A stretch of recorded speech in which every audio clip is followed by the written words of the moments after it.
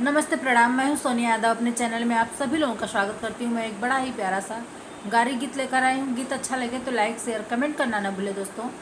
और जो लोग चैनल में नए, चैनल को सब्सक्राइब करें। प्लीज़ वीडियो को ज़्यादा से ज़्यादा शेयर करें। धन्यवाद।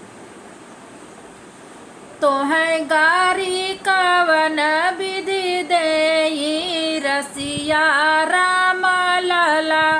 तो है गारी कवन विधि देई रसिया राम लला। समधि के दीदी खूब डलवा मैं, समधि के दीदी खूब डलवा मैं। उहे झुलुआ कदमवा के डार रसिया राम लला। उहे झुलुआ कदमवा के डार रसिया राम लला। तो है गारी कवन विधि देई रसिया राम लला। तो है गारी कवन विधि देई रसिया राम लला।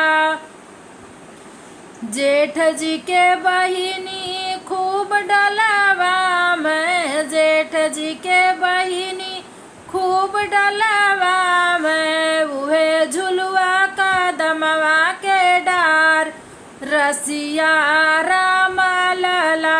उहे झुलुआ कदमवा के डार रसिया राम लला।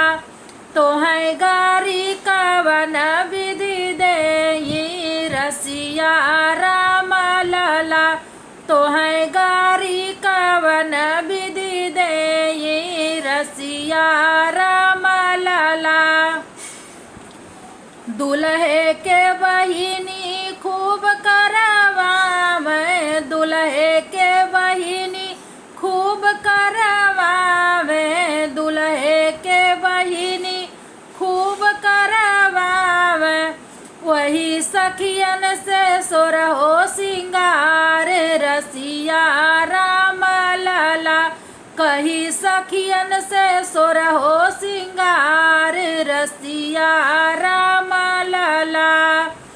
तो है गारी कवन विधि देई रसिया राम लला। तो है गारी कवन विधि देई रसिया राम लला।